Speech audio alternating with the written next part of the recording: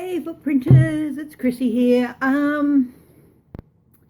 It's another What the Duck, and it's to do with our Prime Minister here in Australia, Scott Morrison.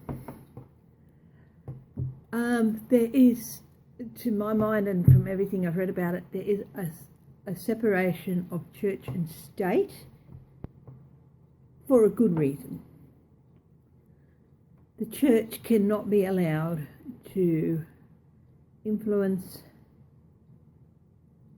the decisions that are made on a political level that apply to all Australians, whatever their ethnicity, their gender, their religious beliefs. Those decisions that are made for politicians, because we elect them to that role, we elect them to do that, should not be influenced by any one particular church group, by any church group at all. Of course, there's always going to be an element of whatever your belief system is in the way you think, but you should not let that be the main player in how you work with other people. So, our Prime Minister is, I think, Episcopalian, and he's a member of the Hillsong Church here in Australia, which has been accused of institutionalising homophobia, and a few prominent members have been accused of a couple of other things which frankly make this view on homophobia extremely hypocritical, but I don't know the particulars about that. It's just a story that I was told about. If Scott Morrison wants to go and worship in the Hillsong Church, he's free to do that. I've got no problem with that. It doesn't matter that I see it as a little sketchy. There's a lot of religions I see that can be a little bit sketchy. But he shouldn't be preaching on the pulpit about the importance of religious freedom when it is a political issue that they are trying to work with every member of the government on achieving. He should not be discussing, even if it is to do with religion, he should not be discussing what is a current political matter on his church pulpit. And let's boil it down to the fact that if there was no separation of church and state, women probably still wouldn't have the right to vote. We'd probably have to stop working if we got pregnant. Roe versus Wade and all associated legal decisions in other countries abroad the world probably would never have happened. There would not be allowed to be gays and transgenders in the military. There's so much that would not have happened. People would still be getting thrown in jail because of loving somebody. So, yeah. So he gets a what the duck. What's behind this? Is it just overzealousness? Or is he trying to bring the church, the influence of the church, into Australian politics? I'm not a fan of Scott Morrison. I did not want him to be voted in for Prime Minister. My choice was Julie Bishop. Even my husband, who is a die-hard Liberal and has a shrine to Gough Whitlam, he doesn't really, but he would if he could. He would have if he had the room.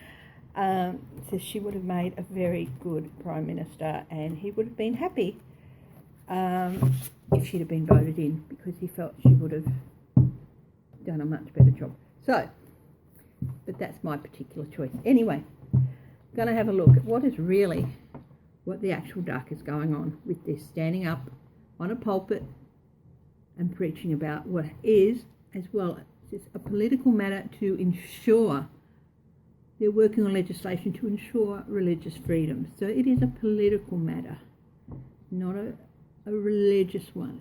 They're working on the legislation that says people should be free to worship how they wish. It's a legislative matter.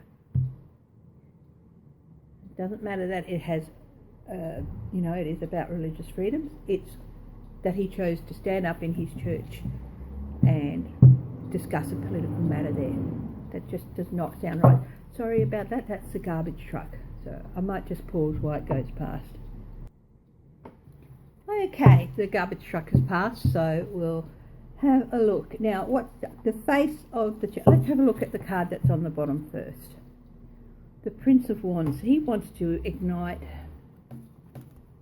new action within the church. He wants to fire up his church to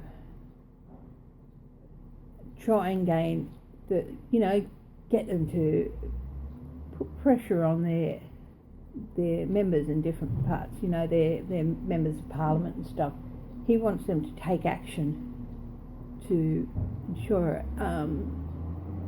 Again, it's a legislative matter. It is not,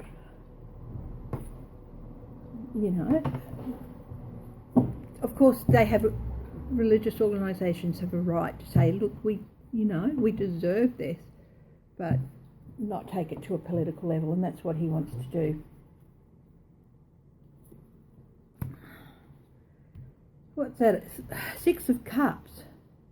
Nostalgia. I've often said that in private, that I think that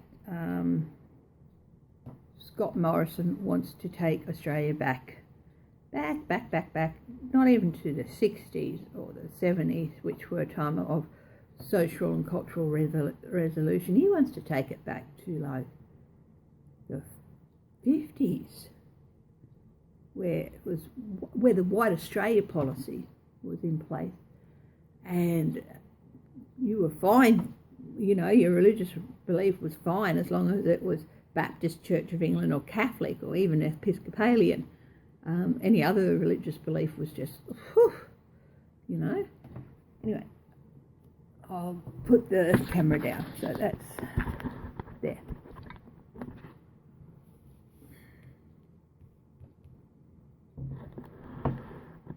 Yeah, pushing it back again. Okay.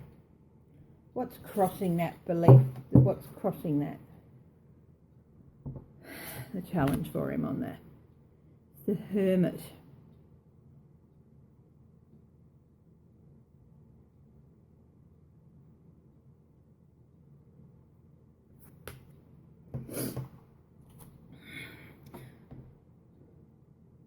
The Hermit. Look, in this instance, I feel it's like this,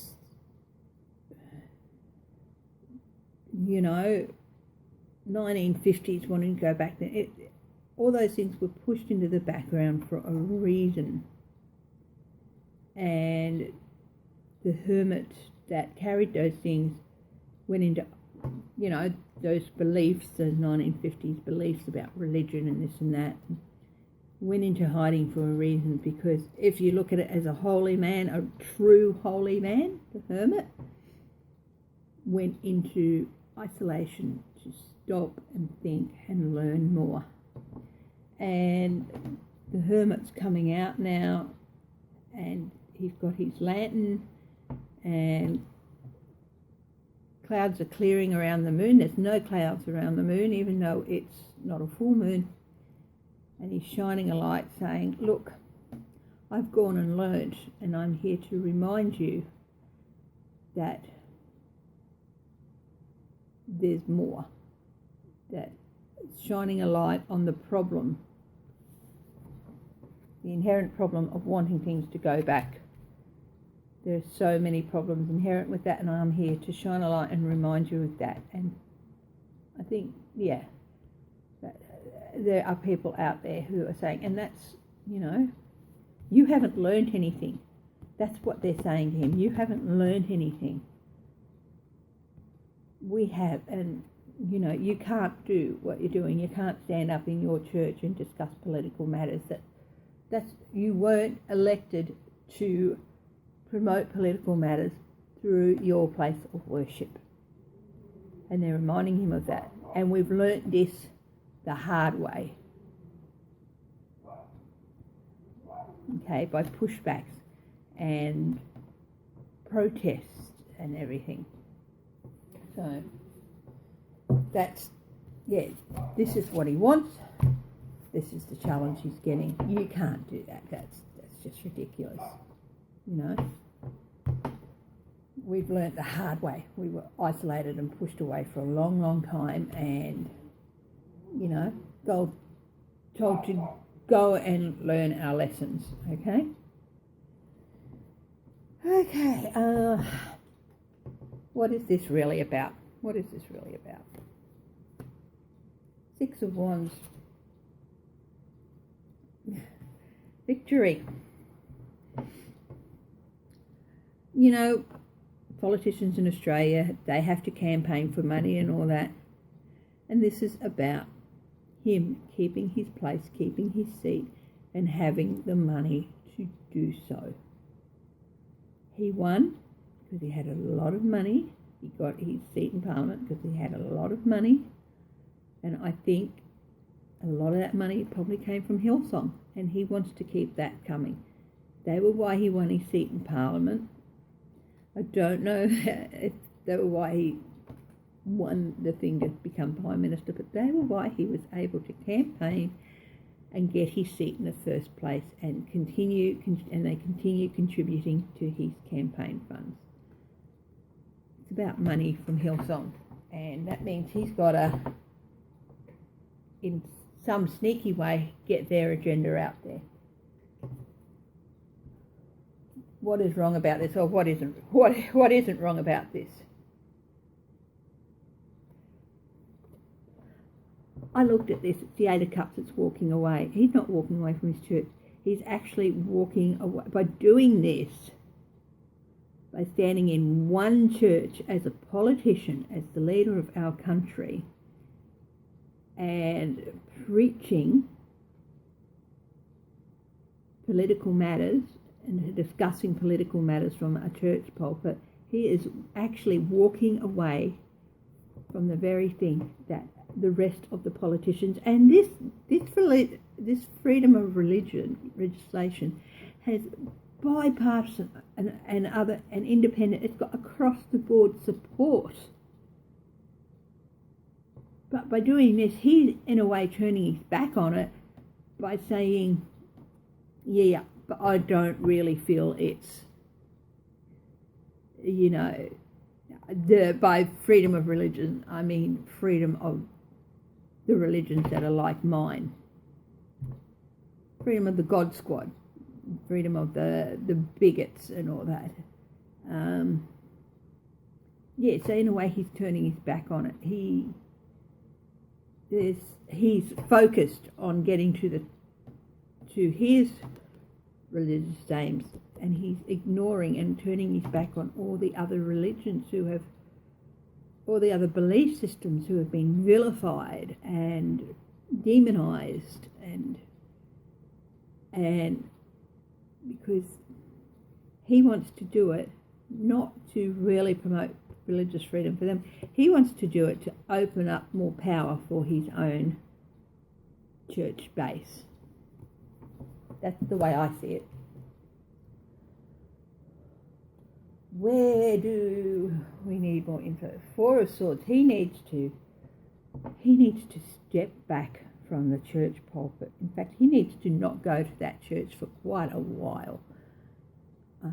There's other Episcopalian churches he can go to. He doesn't have to go to Hillsong, you know, which is Episcopalian based as far as I know. I could be wrong on that, and if I am wrong on that, if I have got that wrong, please don't feel shy about letting me know. You know, I'm human. I don't know everything about every religion and all that. All I know is that there's a shadiness about Hillsong itself, not about the Episcopalian religion in itself, but just about that particular representation of it. That's what I feel. So he needs to take a step back from that, because he needs to stop that right away. And yeah, You need to take a step back, sit down and take a rest and reflect a bit, buddy, because you're heading in the wrong direction with that. So what does he need to do? So this is what he needs to do. Sit down and reflect and get more information about the things that he's actually turned his back on with doing this. And what can he do? 5 of Pentacles. This is often the out in the cold card. But in this instance, I think he needs to do what's indicated in the previous card and say, look, I need to put Hillsong out in the cold politically, and that means tell them that I cannot promote their particular agenda. He might lose funding, but if he's going to do the right thing, that's what he needs to do. Hillsong is mega rich. They have, it's a mega church in Australia, and they have mega amounts of money. So he needs to actually put them out in the cold and maybe even cut financial ties, any financial campaign ties he has with them. And like I said, go and worship in a smaller church that's more about the true values he has and not more about trying to influence the populace with what they believe the populace should do. I'll do a couple of clarifiers. Now this is the Druidcraft deck. Little clarifiers. I've got a small version of the Shadowscapes deck, which is beautiful, and I haven't used them for a while. And I tried to put them in their box, in their little packet today, and the bottom of the packet opened and they went flying out, and I'm like, yep, okay, these cards want to be heard. So let's have a look at the Hermit.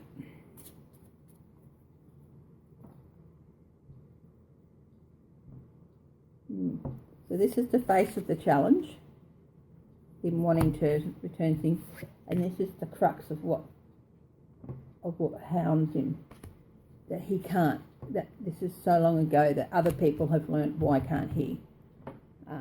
Okay, so let's have a look at that.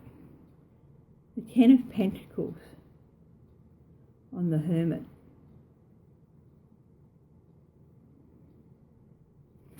He wants to build a legacy,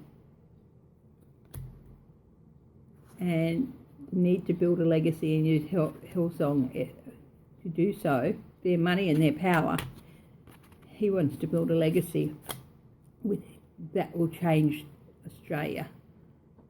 Well, bad luck, buddy. It's not going to happen. The 8 of Cups. We'll do a thing on that. What is wrong about it? Well, we said he's turning his cups. The 10 of Cups. I often see the 10 of Cups, a lot of people see it as the GOP in America. It is happy families, it's the end of a cycle, but it can also represent an illusion of what's there. Or it can represent, to me, this one deck, I can't remember the name, it might be the Japanese Day, where they're all raising their glasses. They're all in this line, and it looks like it's religious submission or,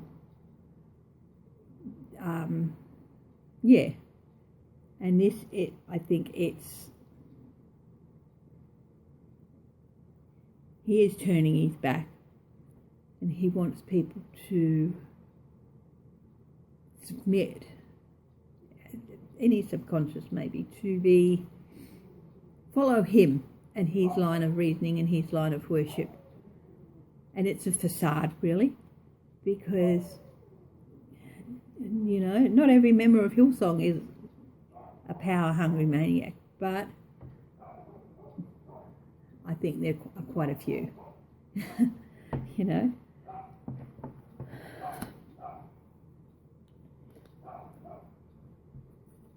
The more info, he needs more info. The Knight of Pentacles, he needs to slow down and to really look what he is doing. Look into the details of what is happening, how he's being influenced, which makes sense with the Four of Wands. You've got to go back and, take a bit of a rest there, buddy.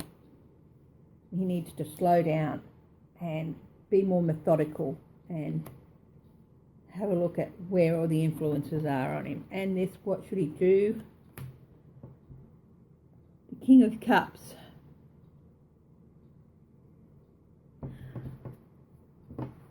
I see the King of Cups up as Donald Trump and being drunk on power, and I think in this instance this is Scott Morrison, and he's got to stop drinking the Kool-Aid. Hillsong, it's going to his head a bit and getting him a little bit drunk on belief, and he's got to stop that.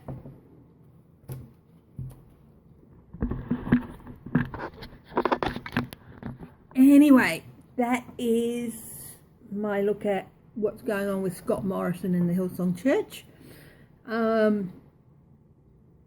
Next up, I'm going to have a look at Lindsey Graham and what's happening with him, because he's been suspiciously quiet.